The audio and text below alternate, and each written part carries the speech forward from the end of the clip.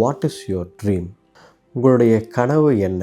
பாருங்கள், நம்ம what is your ட்ரீம்னு கேட்ட உடனேயே நம்ம நிறைய பேர் என்ன யோசிப்போம், எனக்கு ஒரு பெரிய வீடு வேணும், 2 வீடு வேணும், நிறைய லேண்டு பெரிய லேண்டு வேணும், இல்லை ஒரு நல்ல கார் வேணும், சூப்பரான வேலை, இந்த இடத்துல ஒரு பயங்கரமான வேலை வேணும், இந்த இடத்துல எனக்கு கிடச்சா நல்லாயிருக்கும் வேலை, இந்த வெளிநாட்டில் கிடச்சா இந்த இடத்துல எனக்கு வேலை கிடச்சா சூப்பராக இருக்கும், எனக்கு அதுதான் ட்ரீம்.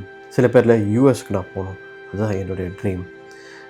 இப்படி பல ட்ரீம் நம்ம வாழ்க்கையில் இருக்குது. இதெல்லாம் தவறு நான் சொல்லலை. ஆனால் ஒரு எக்ஸாம்பிளுக்காக சொல்கிறேன். பைபிளில் அழகாக எழுதிருக்கு. டேவிட் பார்த்திங்க அப்படின்னா, அவன் ஒரு கிங். அவனை போய் வாட் இஸ் யுவர் ட்ரீம் அப்படின்னு நம்ம கேட்குறோம். அவன் சொல்லியிருக்கலாம், எனக்கு இந்த கிங்டம் தாண்டி நான் இன்னும் பக்கத்து கிங்டமை காங்கர் பண்ணணும், அந்த கிங்டமை காங்கர் பண்ணணும், எனக்கு இவ்வளவு ஆட்கள், இந்த ஆர்மி பத்தாது, இன்னும் இது 3 times 4 times ஆகணும், எனக்கு இந்த பேலஸ் பத்தாது, இன்னும் 4 இடத்துல பேலஸ் கட்டணும், இப்படிலாம் நிறைய சொல்லியிருக்கலாம்.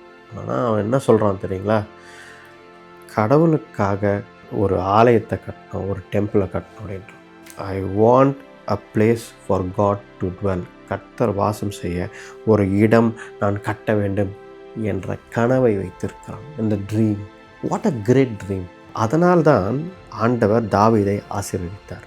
What is your dream today? Material திங்ஸா, இல்லைன்னா ஆவிக்குரிய ஆசைகளா? Your dream should be God. உங்கள் கனவு கர்த்தர் இயேசு கிறிஸ்துவை வர்ஷிப் பண்ணணும்னு தான் இருக்கணும். That should be your dream.